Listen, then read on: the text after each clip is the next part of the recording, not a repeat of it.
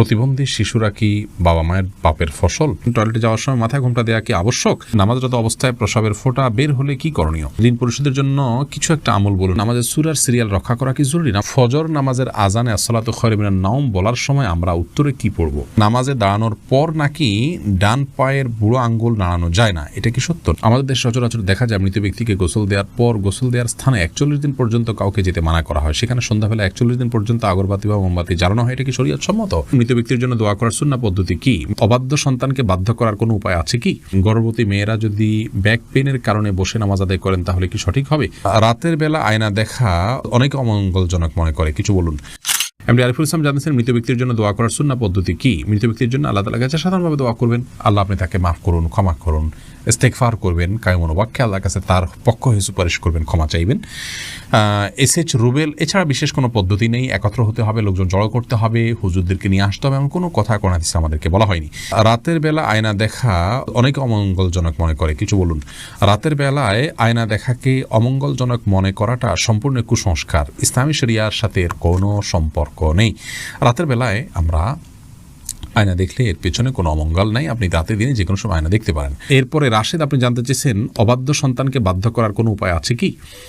অবাধ্য সন্তানকে বাধ্য করার জন্য ছোটবেলা থেকেই তার সাথে সেভাবে ইসলামিক যে আপনার ইসলামের যে নির্দেশনা আছে একজন প্যারেন্টসের জন্য, প্যারেন্টিংয়ের বিষয়ে, সেগুলোকে লক্ষ্য করা উচিত। তাকে সালাতের নির্দেশ দেওয়া, নিজের সালাতে অভ্যস্ত করা, ভালো পরিবেশ দেওয়া, এগুলো না করে এরপরে বড় হওয়ার পরে অলৌকিক কোনো পদ্ধতিতে তাকে আপনি বাধ্য করে ফেলবেন, এরকম কোনো সুযোগ নেই। তারপরেও আপনি তাকে সৎসঙ্গ দিলেন, নেককারদের সোহবতে নিলেন এবং তার জন্য আল্লাহর কাছে মনে প্রাণে দোয়া করবেন, আবার দোয়া সন্তানের জন্য কবুল হয়।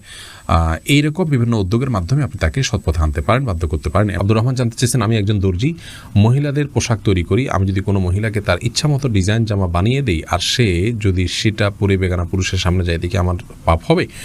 যদি এমন হয় যে পোশাকটা বানানোই হচ্ছে পাপের কাজের জন্য, আপনি জানেন, তাহলে সেক্ষেত্রে তাকে সহায়তা হবে তার সেটা তৈরি করে দিলে। সেজন্য এটি তৈরি করার ক্ষেত্রে আপনি ডিনাই করা উচিত, এতটুকু এখতিয়ার অধিকার আপনার থাকা উচিত এবং ইমানি গায়রত যেটাকে বলে, ইমানি আত্মসম্মান বোধ, সেটা আপনার থাকা উচিত। আর যদি এই লেভেলের সমস্যা না হয়, বরং এটা তিনি বাসায় পড়তে পারেন, তার স্বামীর সামনে পড়তে পারেন, বাহিরে পড়তে পারেন, কি করবেন আপনি জানেন না, তাহলে আপনি খুঁচিয়ে খুঁচিয়ে তাকে জিজ্ঞেস করার কোনো প্রয়োজন নেই এবং এর কারণে আপনার গুনাহ হবে না। তিনি যদি এটাকে অন্যায় কাজে ব্যবহার করেন, ইনশাআল্লাহ আপনার গুনাহ হবে না। এসএইচ রুবেল, আপনি জানতে চেয়েছেন আইডি থেকে নামাজে দাঁড়ানোর পর নাকি ডান পায়ের বুড়ো আঙ্গুল নাড়ানো যায় না, এটা কি সত্য? না, এরকম কোনো কথা আমাদের জানা নেই, প্রয়োজন হলে নাড়ানো যেতে পারে। আশরাফুল হক শুভ, আপনি জানতে চেয়েছেন আমাদের দেশে সচরাচর দেখা যায় মৃত ব্যক্তিকে গোসল দেওয়ার পর গোসল দেওয়ার স্থানে 41 দিন পর্যন্ত কাউকে যেতে মানা করা হয়। সেখানে সন্ধ্যাবেলা 41 দিন পর্যন্ত আগরবাতি বা মোমবাতি জ্বালানো হয়, এটা কি শরীয়ত সম্মত? কোনো জায়গায় মৃত ব্যক্তিকে গোসল দেওয়া হলে সেখানে এই প্রথাটি আমাদের সমাজে অনেক ক্ষেত্রেই প্রচলিত আছে যে আগরবাতি বা মোমবাতি ইত্যাদি সেখানে আপনার জ্বালানো হয় এবং সন্ধ্যাবেলা 41 দিন পর্যন্ত এই কাজটি করা হয়। কেউ সেখানে যেতে চাইলে নিষেধ করা হয়। এটি সম্পূর্ণ কুসংস্কার এবং এ ধরনের বিশ্বাসগুলো শিরকি বিশ্বাস, কুসংস্কারচ্ছন্ন বিশ্বাস। এর বেশিরভাগই এসছে হিন্দু সমাজ থেকে। একজন মুসলমানের এই সমস্ত কুসংস্কারকে বর্জন করা উচিত। যেখানে গোসল দেওয়া হবে সে জায়গার বিশেষ কোনো বিধান নাই, সেটা অন্য 10টা জায়গার মতোই একটি জায়গা। খন্দকার ফয়সাল ইসলাম লিমন জানতে চেয়েছেন গর্ভবতী মেয়েরা যদি ব্যাক পেইনের কারণে বসে নামাজ আদায় করেন তাহলে কি সঠিক হবে?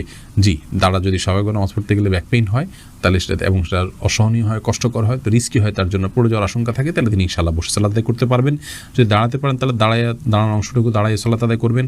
এরপর রুকু সিজদা করাটা তার জন্য কষ্টকর হলে পরে বাকি অংশটা চেয়ারে বসে সালাত আদায় করবেন। আর যদি এটুকুও কষ্ট করে তাহলে পুরাটুকুই বসে সালাত আদায় করতে পারেন। মাহমুদুল হাসান ভুঁইয়া, আপনি জানতে চেয়েছেন ফজর নামাজের আজানে আসসালাতু খায়রুম মিনান নাওম বলার সময় আমরা উত্তরে কি পড়ব?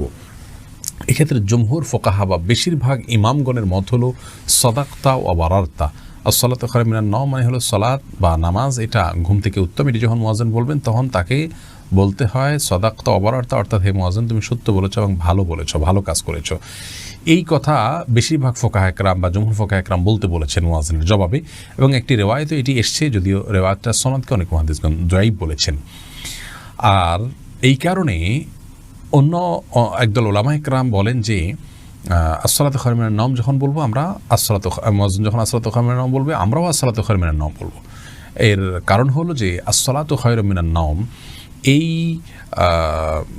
বাক্যটি মুয়াজ্জিনের বাক্য। আর এক্ষেত্রে নবী আলাইহিস সালামের সাধারণ যে নির্দেশনা বুখারী মুসলিমে আসছে যে ফাকুলু মিসলা মা ইয়াকুল ইযা সামি'তুমুন নিদা, যখন তোমরা মুয়াজ্জিনের আযান শুনবে ফাকুলু মিসলা মা ইয়াকুল মুয়াজ্জিন, তখন মুয়াজ্জিন যা বলবে হুবহু তোমরা তা বলো। শুধুমাত্র হাইয়া আলাস সালাহ হাইয়া আল ফালার মধ্যে নবী আলাইহিস সালাম ওই হাদিসে লা হাওলা ওয়া কুওয়াতা ইল্লা বিল্লাহ বলতে বলেছেন। অতএব দুইটা বাদে বাকি সবগুলোতেই ওই হাদিসের সাধারণ যে নির্দেশনা সেটা অনুযায়ী আসসালাতু খায়রুন নওম শুনলে আসসালাতু খায়রুন নওম অর্থাৎ হুবহু এটা অনুকরণ করার নির্দেশনা দিয়ে থাকেন। আর ইহা ইসলাম জানতে চেয়েছেন নামাজের সূরার সিরিয়াল রক্ষা করা কি জরুরি? নামাজের সূরার সিরিয়াল রক্ষা করা ফরজ বা ওয়াজিব নয়, তবে সূরার সিরিয়াল রক্ষা করতে পারলে সেটা ভালো।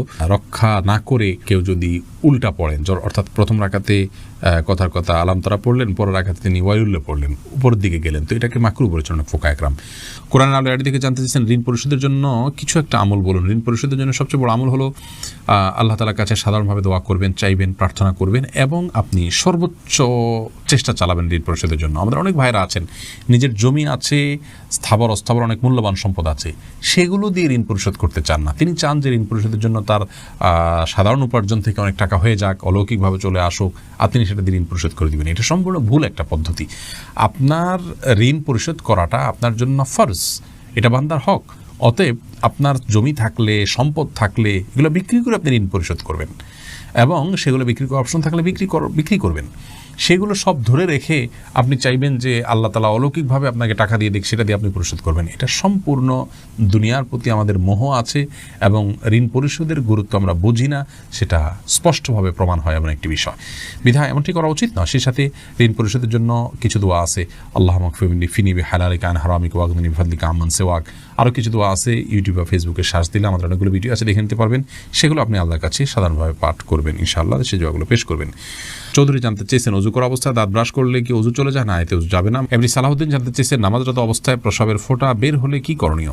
নামাজরত অবস্থায় যদি পেশাবের ফোঁটা বের হয় তাহলে সেটা নামাজ ছেড়ে দিতে হবে এবং কাপড় লাগিয়ে সে অংশ ধুয়ে ফেলতে হবে এবং নাপাক দূর করে টিস্যু ইত্যাদি দিয়ে পানি দিয়ে তারপরে উজু করে তাকে নামাজ পড়তে হবে। আর যদি এটা তার অনবরত বের হতে থাকে এবং 4 রাকাত নামাজের মধ্যে 4 রাকাত নামাজ পড়তে যে পরিমাণ সময় লাগে, ধরুন 8-10 মিনিট, এই সময়টুকুও তিনি ফ্রি হন না বা মুক্ত থাকেন না, এর মধ্যেও তার পেশাব এসে পড়ে তার ইচ্ছায় অনিচ্ছায়, এরকম যদি হয় তাহলে সেক্ষেত্রে তার জন্য ওই অবস্থায় সালাত চালিয়ে যাওয়া জায়েজ আছে, কারণ তার পুরো সালাতের ওয়াক্ত জুড়ে কয়েক ঘন্টা জুড়েই অনবরত আসতে থাকে। আর যদি এরকম না হয়, শুধু ওই সালাতের মধ্যে এসছে, তাহলে তার সালাত ছেড়ে সেটিকে পরিচ্ছন্ন করে এসে সালাত আদায় করতে হবে। তানি ইসলাম জানতে চেয়েছেন টয়লেটে যাওয়ার সময় মাথায় ঘোমটা দেওয়া কি আবশ্যক?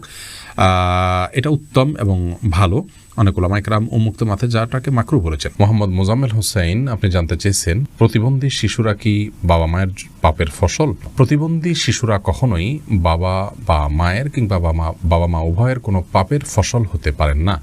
আল্লাহ রাব্বুল আলামিনের অমোঘ বিধান হলো একজনের পাপের প্রায়শ্চিত্ত আরেকজনকে করতে হয় না, একজনের পাপের বোঝা আল্লাহ রাব্বুল আলামিন আরেকজনের উপরে চাপান না।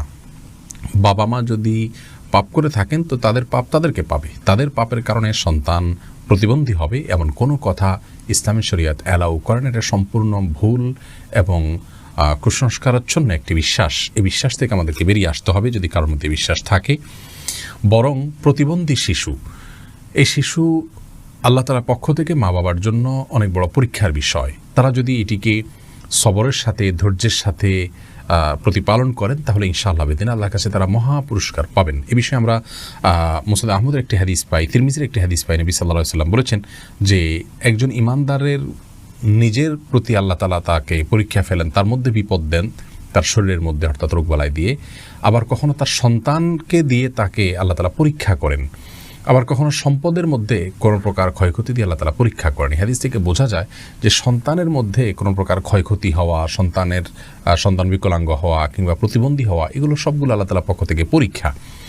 আর এই পরীক্ষা যদি কেউ সবর করতে পারেন এবং আল্লাহ তাআলার এই পরীক্ষায় উত্তীর্ণ হওয়ার চেষ্টা করেন, আল্লাহর সিদ্ধান্তকে মেনে নেন এবং এই কষ্টকে সহ্য করেন আল্লাহ তাআলার ফয়সালার প্রতি সন্তুষ্টির কারণে, তাহলে আল্লাহ রাব্বুল আলামিনের সাথে এই ব্যক্তি সাক্ষাৎ করবে কিয়ামতের ময়দানে এমত অবস্থায় যে তার কোনো গুনাহ থাকবে না। হাদিসটি তিরমিজিতে বর্ণিত হয়েছে। অন্য আরেকটি হাদিসে নবী সাল্লাল্লাহু আলাইহি ওয়াসাল্লাম বলেছেন ইন্না আইজামাল জাযাই মা আইজামিল ওয়ালা, নিশ্চয়ই আল্লাহ রাব্বুল আলামিনের পক্ষ থেকে পরীক্ষা যত বড় হবে তার জন্য পুরস্কারও তত বড় হবে। অতএব কোনো বাবা মা যদি প্রতিবন্ধী সন্তান জন্ম দেন তাহলে তাদের জন্য এটি অনেক বড় পরীক্ষা, তাদের প্রতিদান আল্লাহর পক্ষ থেকে অনেক বড় হবে ইনশাআল্লাহ বিদিনা যদি তারা সবর করতে পারেন। মুসনাদ আহমদের এক বর্ণনায় এসছে যে নবী সাল্লাল্লাহু আলাইহি ওয়াসাল্লাম বলেছেন, কোনো ব্যক্তি যখন অসুস্থ হয়, রুগ্ন হয় বা তার শরীরে কোনো ত্রুটি থাকে, কোনো প্রকার প্রতিবন্ধকতা থাকে, তখন আল্লাহ রাব্বুল আলামিন ফেরেশতাদেরকে বলেন যে আমার বান্দা যতটুকু আমল করতে পারে এই তার প্রতিবন্ধকতা নিয়ে, সেটুকু তোমরা লিপিবদ্ধ করো তার জন্য। এরপরে তাকে যদি আমি সুস্থতা দিয়ে দেই, তাহলে তো যেটুকু তার অসুস্থতা ছিল, প্রতিবন্ধকতা ছিল, সেগুলো থেকে এটি কাফারা হয়ে গেল এই কষ্ট সহ্য করার কারণে। তার কোনো গুনাহ, ভুল, ত্রুটি, বিচ্যুতি ইত্যাদি থাকলে সেগুলো আল্লাহ কাফারা দিয়ে দিবেন। আর যদি সেই ব্যক্তি অবস্থায় মৃত্যুবরণ করে, তবু আল্লাহ তাআলা তার প্রতি অনুগ্রহ করবেন, রহমত করবেন এবং তাকে মাগফিরাত নসিব করবেন। অতএব বিকলাঙ্গ হওয়া এটা কোনো দোষের বিষয় নয়। আর সন্তান বিকলাঙ্গ হলে সেটা বাবা মার পাপের ফসল, এই কথাটি মূর্খতা সুলভ কথা। এর সাথে কোরআন হাদিসের কোনো সম্পর্ক